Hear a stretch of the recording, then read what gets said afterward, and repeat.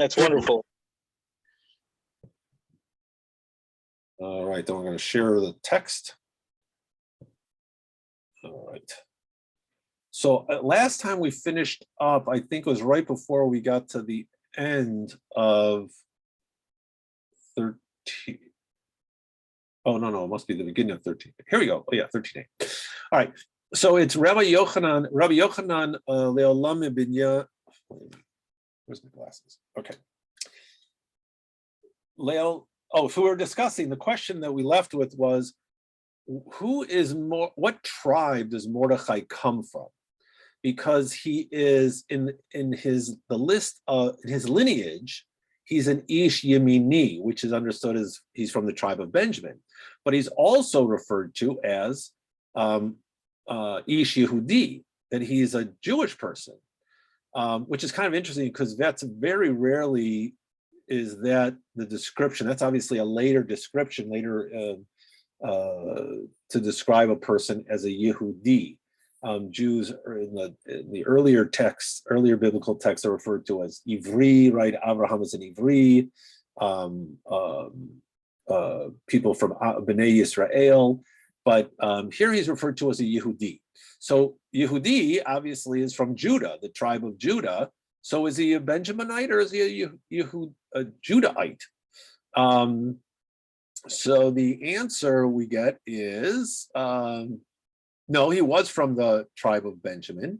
So why was he called a Yehudi? Al shum shekafar ba'avodah zarah, because he denied or repudiated idol worship, and therefore he's called a Jew. So here he is a Jew in the sense of his qualities.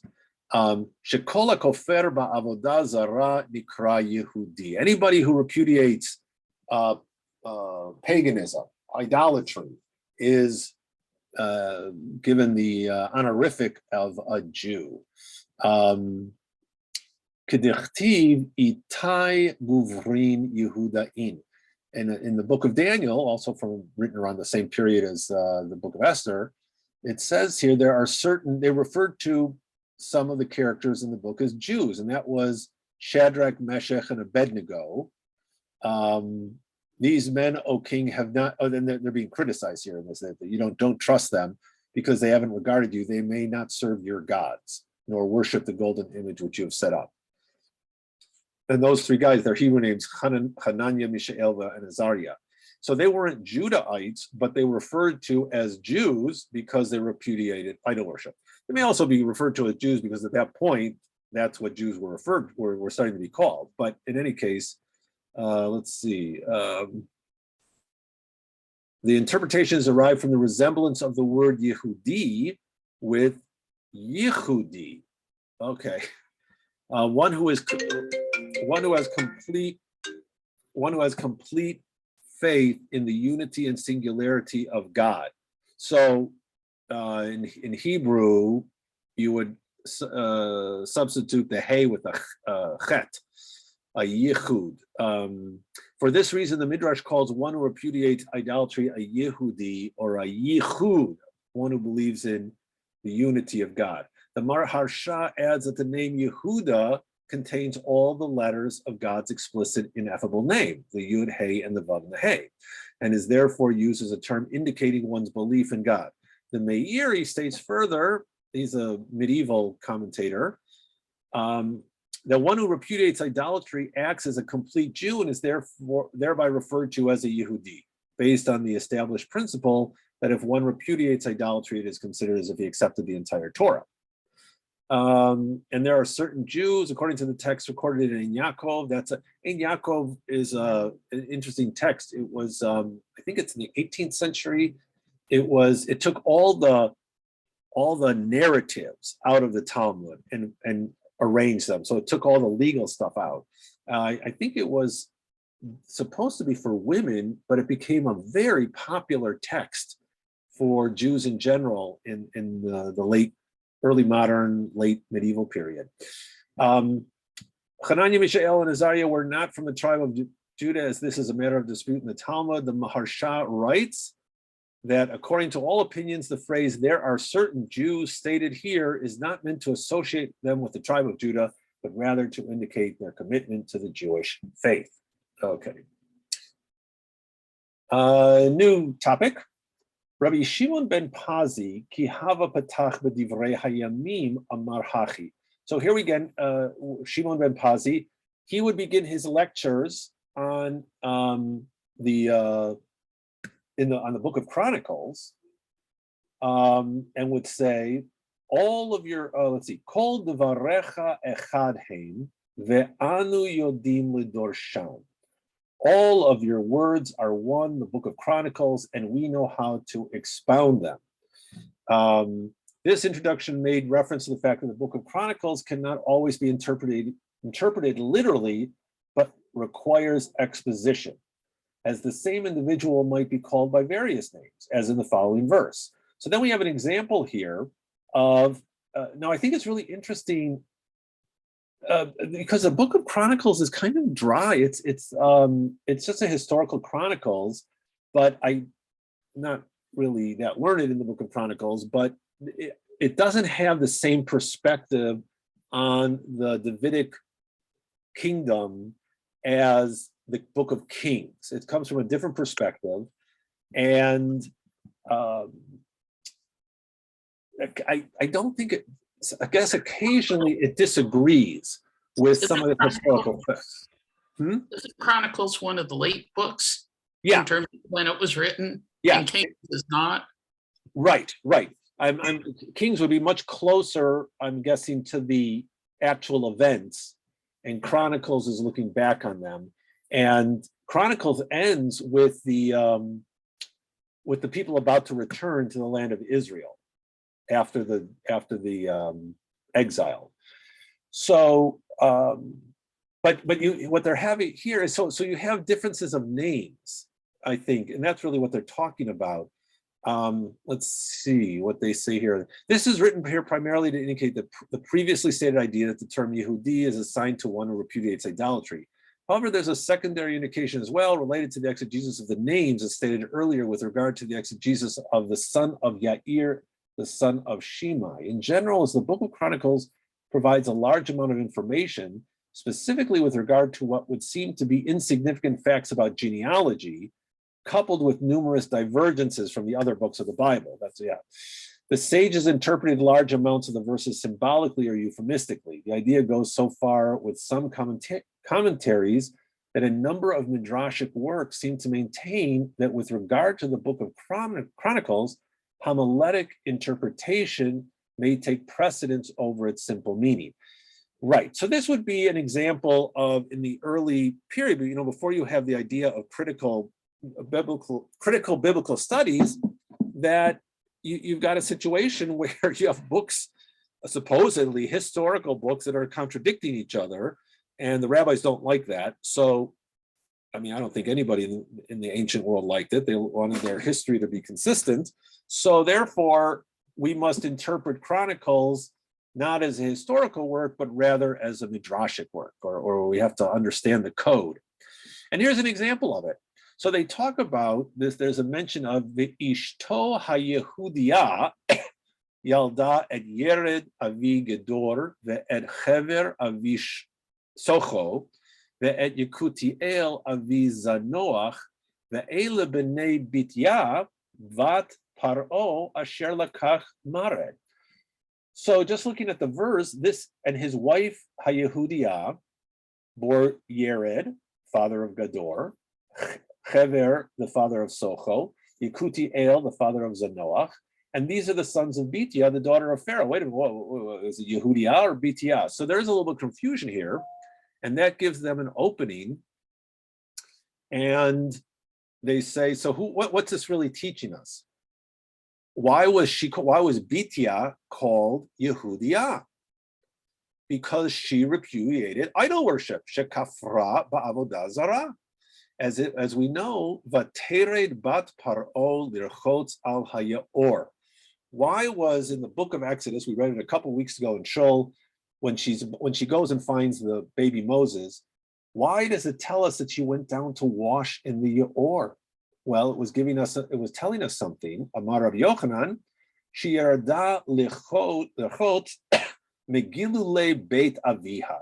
She was washing off the idols of her father's house.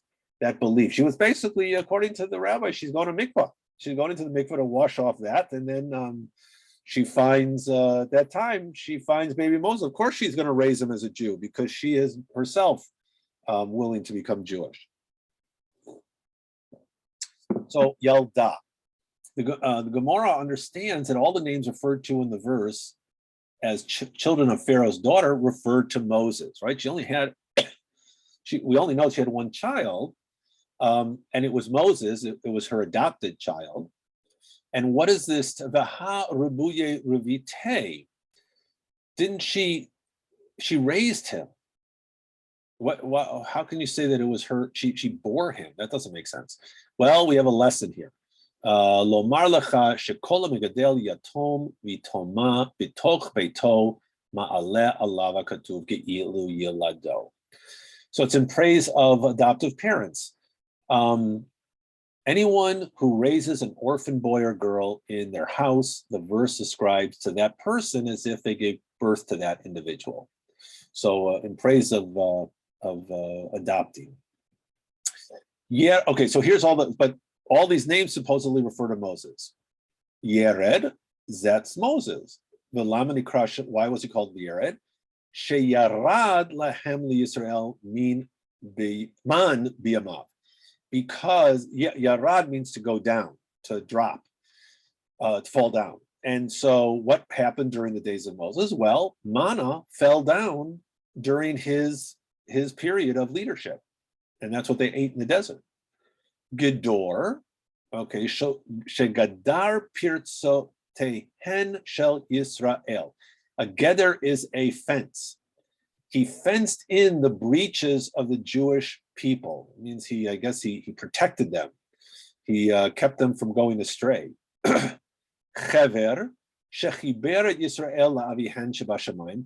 Chever is connected to like the word chaver, which is a friend. A friend is somebody you're connected to. Lechaber is to connect, to link. And so he connected the Jewish people to their Father in heaven. Socho, Shena'asa lahem liYisrael kisukah. Here they're taking the term socho and with its a word that sounds like it, a sukkah. He was for the Jewish people. He protected them like a shelter. And finally, Yakutiel, shekivu Yisrael le'el biyamav. He caused the people to trust in God. They said kivu. Oh yeah, kivu el. Kivu, to trust in, to have hope in God during his time. And zanoach shehizniach avonotehen shel Yisrael. He caused the iniquities of the Jewish people to be disregarded, to be removed. So all these names refer to him.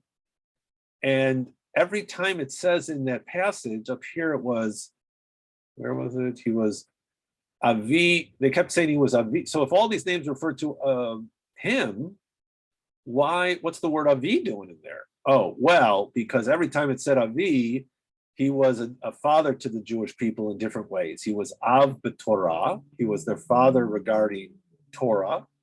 Av b'Chochmah. He was their father in wisdom. And Av b'Nivi'ut. He was the father through prophecy. Ve'ela b'nei Bitya asher lakach merit. Okay, so now we got another question here on the books.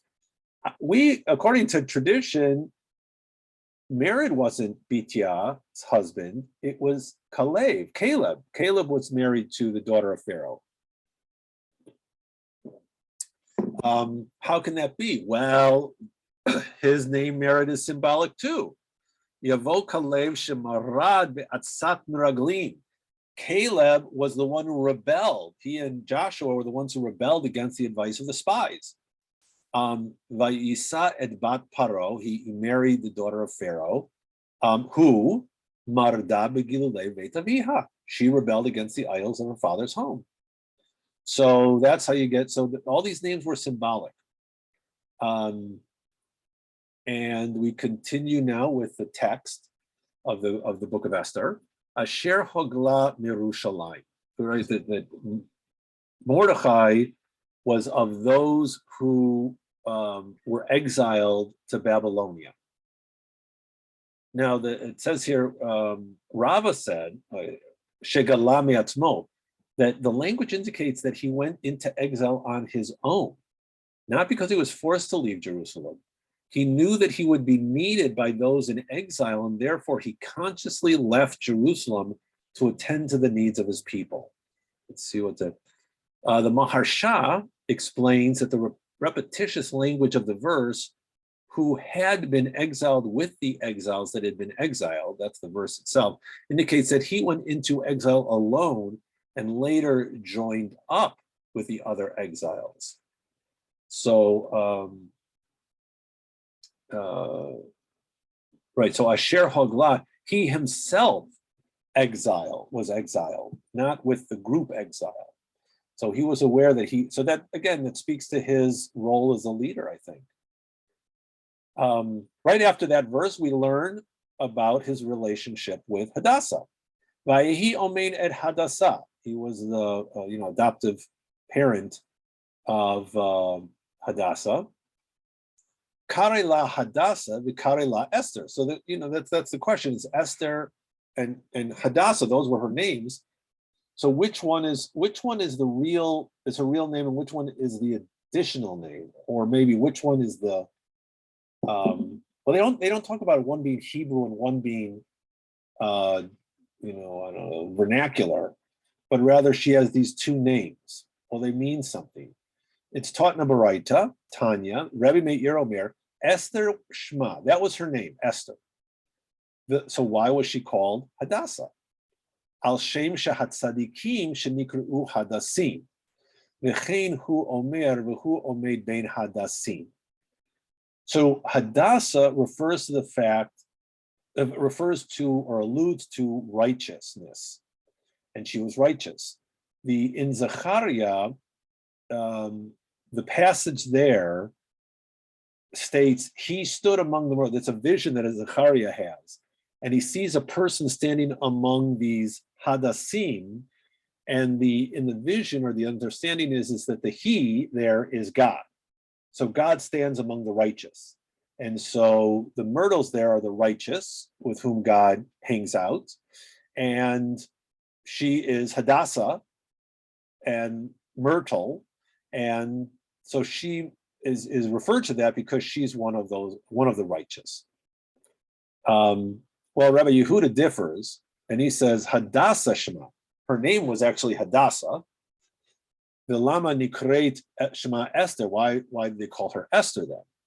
Al Shem Shahaita Masteret Divareha, because she hid her. Here he translates the truth. He hid her words, but she hid her words, or her truth. She didn't talk about herself, where she came from, right? That was in the beginning of the story. Esther had not yet made known her kindred nor her people. So the king didn't know that she was Jewish. So that's why, because she was concealing. And of course, Esther, lahastir, to conceal, that's a big part of the whole book, is concealing who you truly are, wearing masks. Probably though, he even says here in the language, I think we're going to get to that Istahar was probably from the Middle Persian word astar, meaning star. Others explain that it's the Aramaic word meaning moon. Ishtar was these Eastern gods with Ishtar and Marduk, so there's some possibility that they were. The story comes from it's a borrowed story, and that the characters were originally in these Persian or Babylonian tales were characters named Ishtar and Marduk, or at least they were, or the Jewish people. Even if it was the original story, they were based on those names from that culture. Hadassah was another name for Ishtar. Oh, Hadassah? Yes, I learned that last year when I was sitting in on the Hebrew class where we were studying Esther. Interesting. There's one of these. Relatively recently. discovered. Halot lists it is the source. And this is the only place it's used. But yeah, there's one of these the Mesopotamians were always keeping these lists. Hadassah equals Ishtar or something. Okay, that's very interesting. All right, yeah, good. I was surprised by that one. I don't think that's that well known yet. All right, so here we have again another. Rabbi Nehemiah agrees that Hadassah Shema, her name was Hadassah. So why was she called Esther? Shehayu umot ha'olam korim ota al shum istahar. Because for owing to her beauty, the nations of the world called her after Istahar. Oh, all right. So here Venus, I guess the god of beauty in that part of the world was Istahar. Okay. Okay, so here's some more. I like these.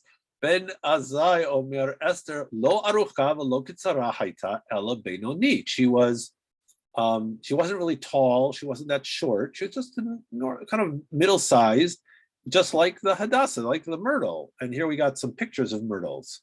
There you go. They're not too big a tree. They're not too short a tree. They're just right.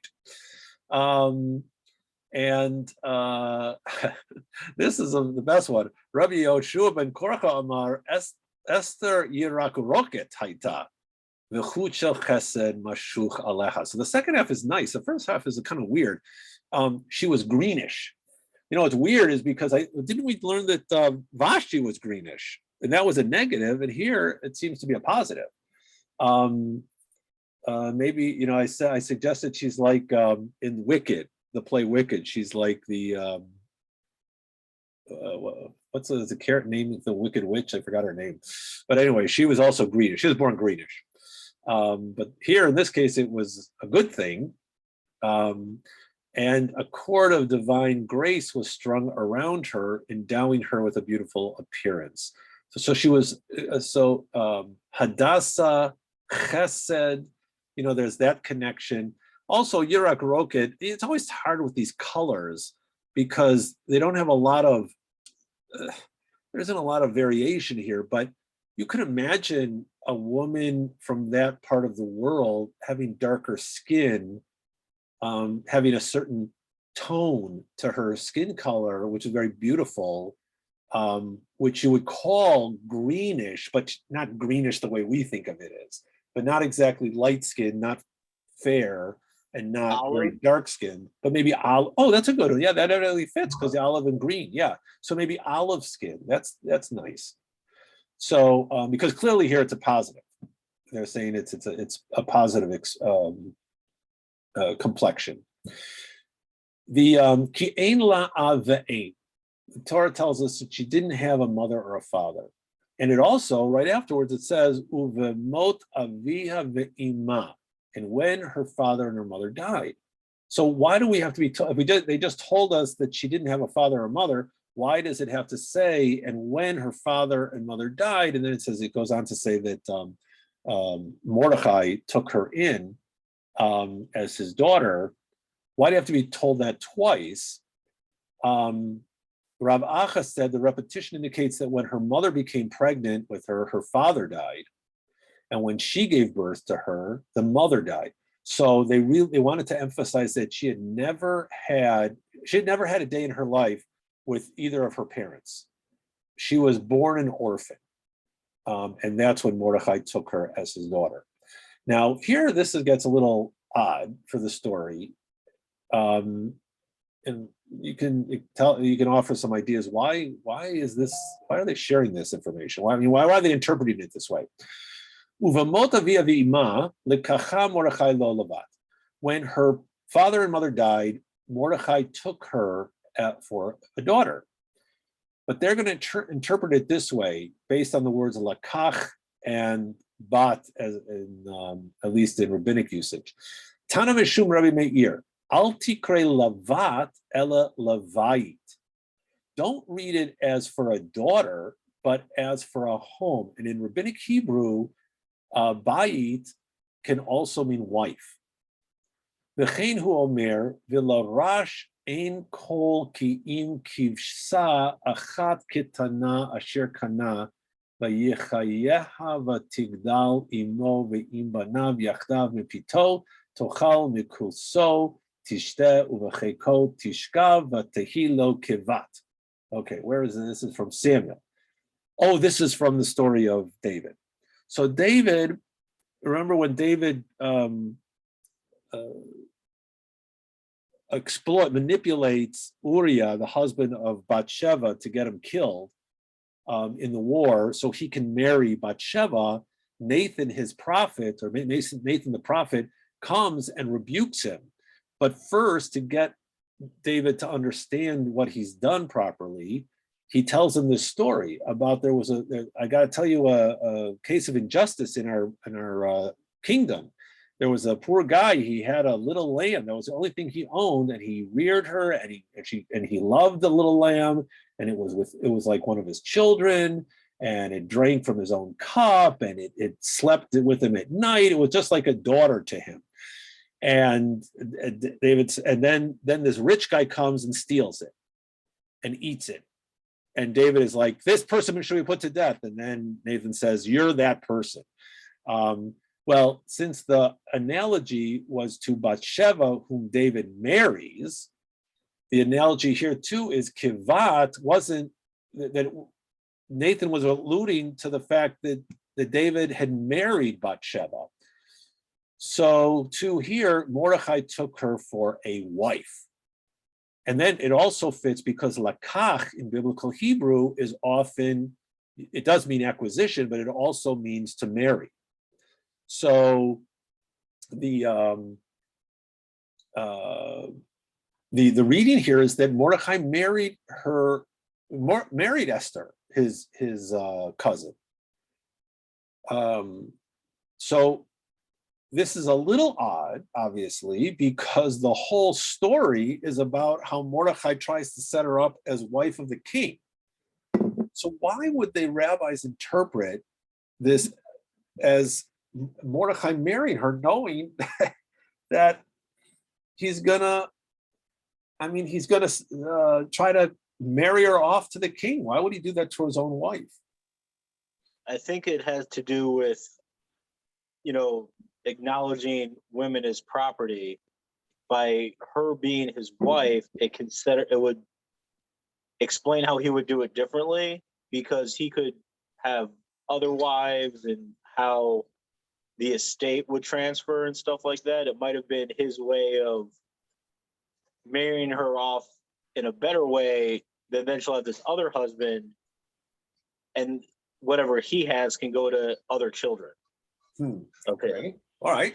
But it's still, but it's still weird though to think that this great Jewish leader that we just learned came back on his own, came into exile on his own to help the Jewish people, is basically forcing his wife to commit adultery to save the Jewish people. It just seems so inappropriate, weird, and the rabbis were very modest. I think the weirdness might be anachronistic. Oh, okay. Yeah, I did read, was it one of these notes? No, I think it was a modern commentator was stating that, in the reality of the world at that time, as you're saying, in that world, sometimes, people might have been married, but if the king said, I want that woman in my harem, you accepted it, because otherwise it meant death for you and the family. So maybe that was just a reality in that world. But also, they're setting out to fill in to provide a backstory for the text. And the story gets started and has its own logic. Yeah, but why would you have to interpret it? Well, but just continuing along the story, they can't stop it in a sense. Yeah, but you could, the story can go forward if he was the adoptive father, he was the. I would think you're right, but I the only thing that it seems to me is that they have a problem, and it is a problem if you're reading the story just as a story. How is it that, and certainly at least for later Jewish practice, how is it that Esther, a Jewish girl, is being set up to marry this Gentile idol worshiper? How could you do that? So I think, to me, I think there's a consistent that they don't want to admit that this was going on, that this was acceptable, and so they came up with this possibility that actually, and it is, again, they're following. The text itself lends itself through a little bit of play on words to this interpretation, and they want to almost like, at least one way of looking at it is, yeah, she married him, but she never had relations with him. She figured out a way, that's what, she lived separately from him. And you could imagine, if you're already imagining that she married Mordecai, I suppose you could imagine a way that she lived with the king and never had sex with him. Although we'll see later on that that's obviously not the only way the Gemara looks at it. But that's all I can think of, is that they just were really uncomfortable with the idea that this Jewish heroine marries an idol worshiper, and that it was intended, like that was the whole point. Yeah. I think it might have to do, as in terms of this page, because they already went over how she was green, but that was beautiful, and somebody else is green and it was bad. Yeah. It could be a manner in which, assuming that she's Mordecai's wife and he tries to improve her station, while the text begins with one of the king's wives, he as a husband ruins her station. I'm done with you. I see. Okay. So I think in terms of the context of, So just the page by itself, they're going to find these parallel stories, and their relationships with their husbands, so to speak, and how one is, they set up Esther as everything, she's the same as this other person, but everything is better for her. Her green skin is better than their green skin. Her husband tries to elevate her station. Yeah, because you could carry out fundamentally the same story with Esther being the daughter of Mordecai. He would have the same rights over her. Right. Yeah, that's good. So that's good. So comparing the relationships of Mordecai to his wife Esther and how he treats her, which, I mean, we would say, oh my God, he's sending her out to another man, but he's raising her up, and of course she will save the Jewish people. Whereas the other relationship, she is he treats her, that the king treats his wife, original wife or first wife, very badly. That's good. Okay.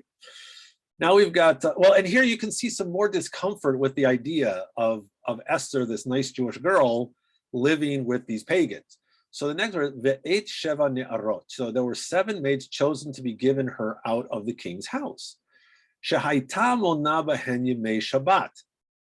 Why did she need 7 days? Because 7 maids. Because, right, she hasn't told them that she's Jewish, but she wants to keep Shabbos.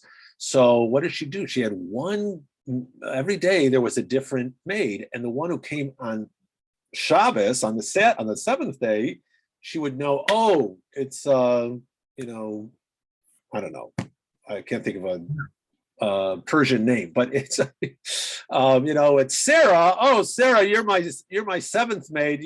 So now I know, oh, when Sarah comes, it's Shabbos. And he advanced her and her maid to the best place in the house of the women. This means Shehechila machal Yehudi. He fed her Jewish food. Okay, so that's quite rough. That's a good sign. See, right? She had to keep kosher. How did she hasn't told him she's Jewish, but she can't keep kosher. Well, Shmuel says no. Let's be honest about this. Shehechila kadlei de chazirei. He fed her pig hinds, which I think is bacon is what she was eating. It sounds a lot better than pig hinds. And you see here on the note, the Aruch has a slightly different text. They call it the Chizri, not Chazire, but Chizri, heads of radishes and lettuce. So you can see people are struggling, what was she eating if she was in the king's house? They don't keep kosher. So some solutions are, and we'll see another one here with Rabbi Yochanan, that he gave her vegetables, zeronim, or it could be legumes. Let's see, in Daniel, because we have a text in Daniel where they were only eating Jewish food, or they wouldn't eat the food of the Babylonians, and they insisted that they would be just fine and healthy if all they ate were vegetables or possibly legumes, and they were just fine. So that's what she must have done. Shmuel is a little more, okay, so she ate bacon, and Rashi's comment to that is, she was forced to eat this stuff, and since she was compelled, so therefore she can't be held guilty, and she had to do it. So I don't think it's too bad as far as eating kosher food, because again, if you think about the time period, it's not like there were hechshers or a variety of levels. I would say keeping kosher was arguably easier at that point because there wasn't a kosher industry behind it. It was just following these, here's animals that you don't eat and things that you don't mix. Yeah. So even, the notion of just, she was a vegetarian, that for that time period, I would argue, if you just cut out meat, you could probably stay 100% kosher at that time. Right. Without, But again, it's so interesting. See the question, like in the story, and again, the Book of Esther is a story, and it doesn't come up because obviously the authors of the story aren't troubled by this. It's not germane to the telling of their story.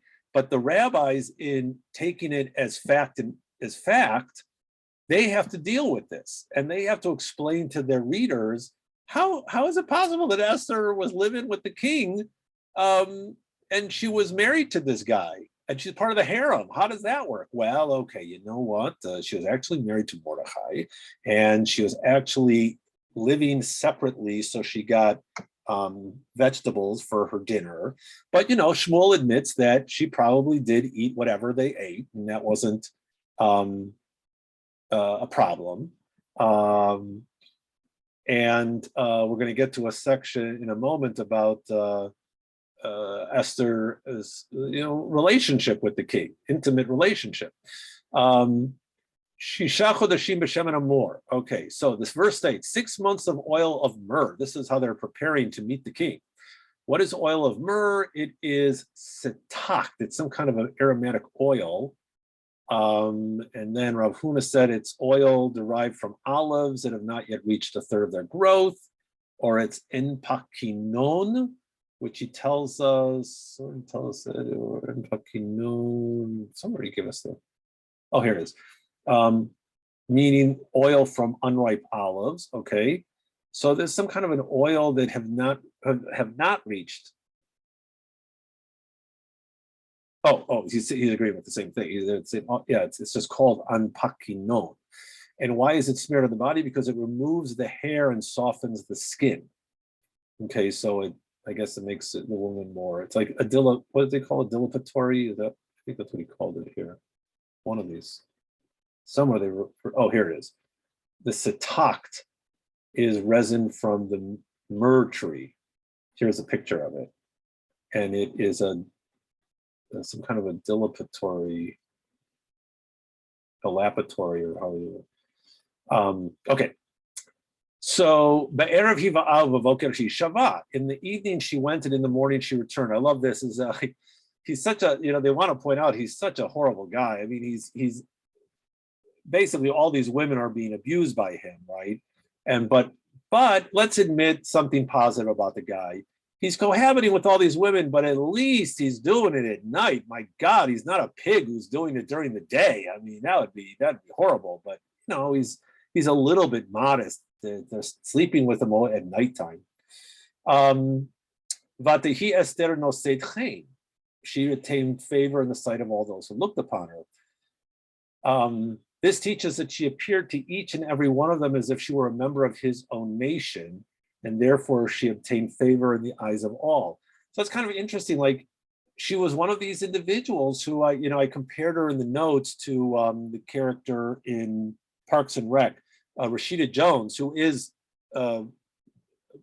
mixed parentage of a Black father, Quincy Jones, and her mother was an actress, a Jewish actress, and she plays so many in the different shows I've seen her in. Sometimes she's Italian, and sometimes she's Black, and sometimes she's whatever. And in Parks and Rec, she's always mentioned as the beautiful, I forgot what her name was in the show, but my beautiful friend of unknown ethnicity.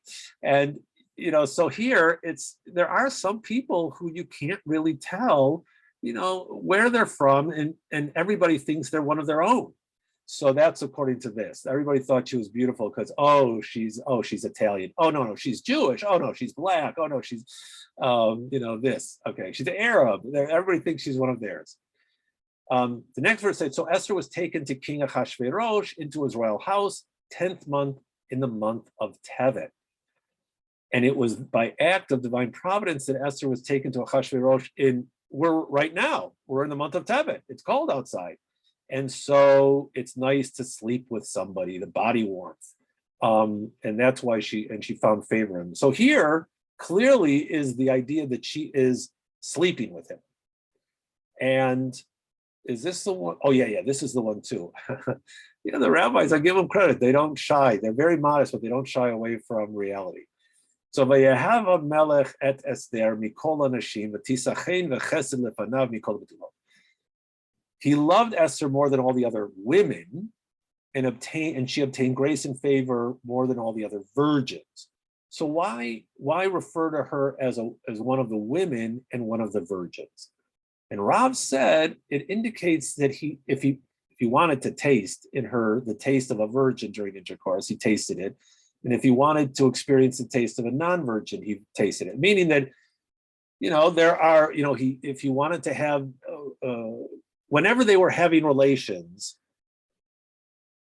she fulfilled all of his desires. So not only that of a young virgin, but also that of a more experienced lover. And all of these things she was able to provide for him. So when you get to this interpretation, it's really hard to read back that she was married to Mordechai. You got to assume that we're talking about two traditions. One, that she was really married to Mordechai and she was on a spy mission, but being a good Jewish girl, she was eating kosher food and sleeping in different quarters. And the other one, that she was married to him, that she was married to the king, and she was providing for him in all the needs he had. And this is why he was so willing at the end of the story to believe her and not Haman. Vayasa melech mishteh gadol, avad mishtaya, v'lo galyale, dalei karga, v'lo galyale, shadar pardishne, v'lo galyale. He did all of these things and she wouldn't tell him where she came from. He made a great feast, she didn't reveal. He lowered the taxes, but she didn't reveal it to him. Which is funny because by the end, when he knows who she is, at the end of the story, he raises taxes. He sent gifts to people in her name, but even then she didn't reveal it to him. And when the virgins were gathered together a second time, and Mordecai sat in the king's gate. So Ahasuerus gathered the women together that he went, the reason he gathered the women was that he was at that point, he was still getting advice from Mordecai. Mordecai was still one of the courtiers. He hadn't lost favor yet. And he said, hey, this is your cousin. How do I figure out how to tell her, find out where she's from? Or why he wouldn't know if he was talking to Mordecai. but I thought this was such was unusual comment. So Mordechai says a woman is jealous only of the thigh, obviously of the looks of another woman. Therefore, you should take for yourself additional women. But even so, she did not reveal her origins to him, as it is written. Esther had not made known her kindred nor her people. Now, maybe, yeah.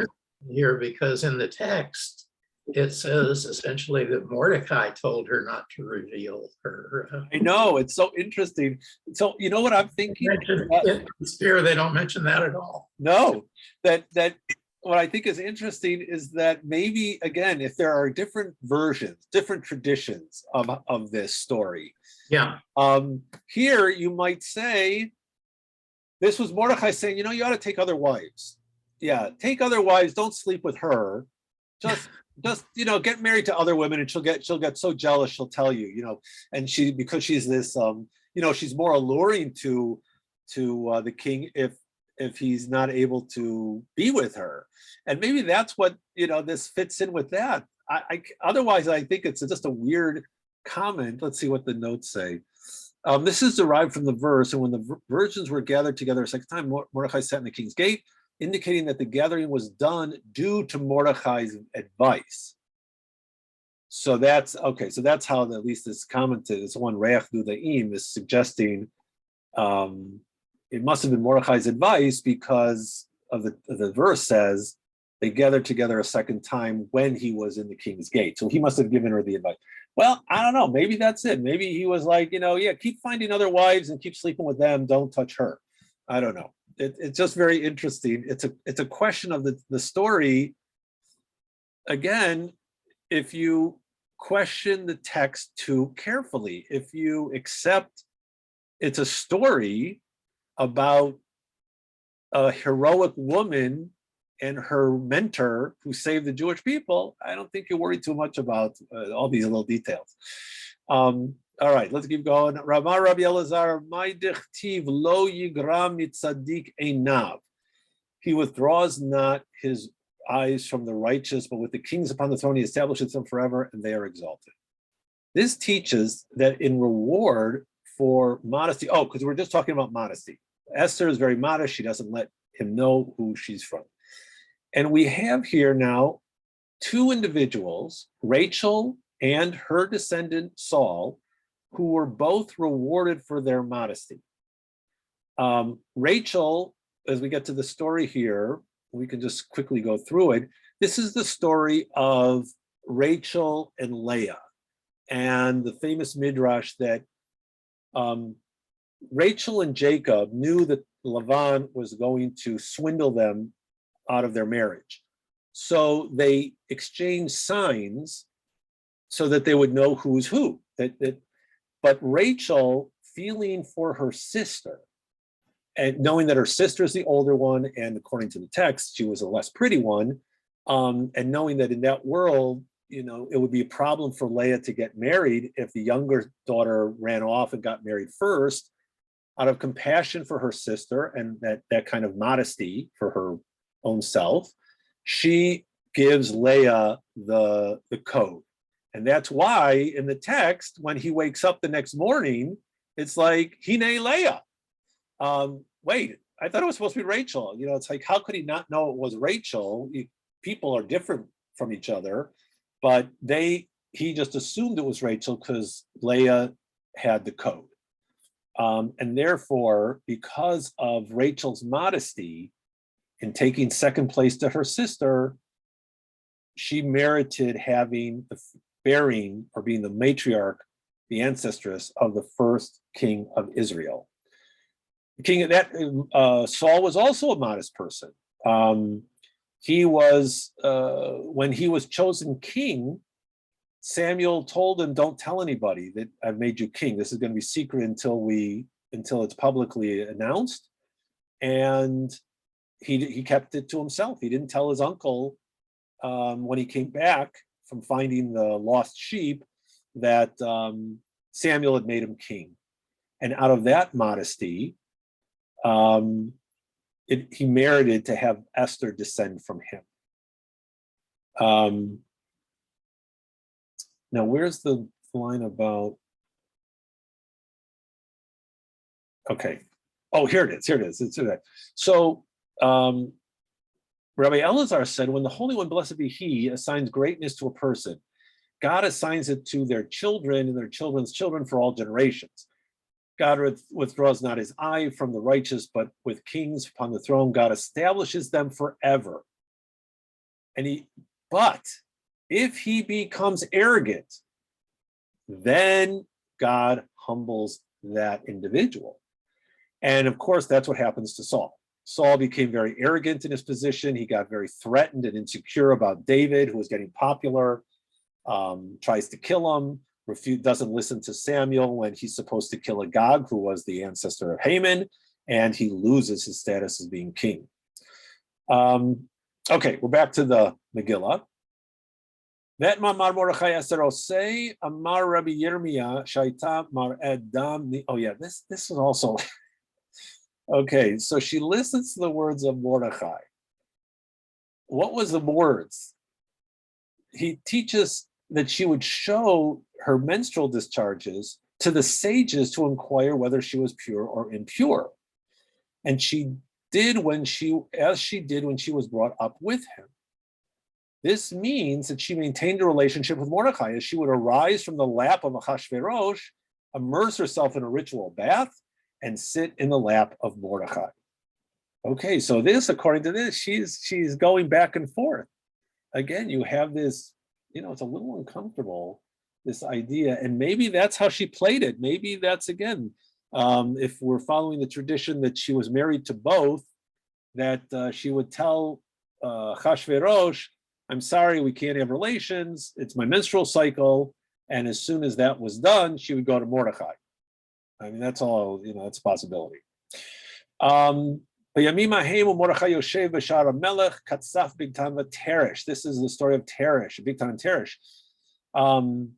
And according to this, they tried to kill the king, but Mordechai stops it. So Rabbi Chia bar Abba said that Rabbi Yochanan said, the Holy One, blessed be He, causes a master to become angry with his servants in order to fulfill the will of the righteous man. And we have a couple of examples. Joseph, remember so in Joseph's case, God incited Pharaoh against the baker and the cupbearer so that Joseph would meet them and would then read their dreams and eventually be brought to Pharaoh. Here, he causes the Bigtan and Teresh to be angry about their king and want to kill him. And so that way Mordechai could stop the plot and then, of course, be rewarded. How did Mordechai stop the plot, though? Well, Bigtan and Teresh were Tarsians. I don't know where Tarsi is from. I don't know. Let's see. I think the note mentioned Tarsus, but I don't know where. Yeah. Well, let's see. Well, that's Paul, right? Saul of Tarsus. So, okay. So it must be. But I see I could not figure out why the Gemara decided to be. Oh, they were Tarsus. Yeah, I know. Yeah, that's a good question. As the Tarsian language is not similar to most of the other language spoken in the Persian Empire, speakers of Tarsian were able to assume that no one would understand their conversation. Aha, okay. But Mordechai speaks lots of different languages, so he figures that out. It's 12 o'clock and we have to go into Chicago today. So how much more we got here? Oh, we have quite a bit here. Okay. Well, let's finish this part and we can pick up next week. He says, okay, I'm not sure that here it's, they're talking to each other. He says, well, I'll guard, one of them says, I'll guard my post and your post. And then, one of us will go and poison the king. And as it was, they were both not found they were supposed to be at their post, but I guess they got, let's see, how then can one of us leave our position to succeed in our plot to poison the king? I'll guard my post.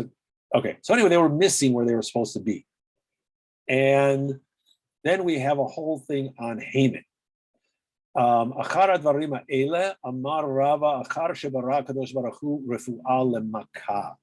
What does it mean after these things? After what things did he appoint Haman? And according to Rava, after God had worked out the whole plan, after God had set in motion the chain of events, obviously with Mordechai saving the king's life, that's when it all took place, because God, the compassion of God is that, according to Reish Lakish, God, when God punishes Israel, God's already worked out the remedy of how they're going to come back. But when it comes to Gentiles, God punishes them, and then God, after they've been punished, God says, okay, well, how can they be healed? So God's compassion for Israel is supreme. Originally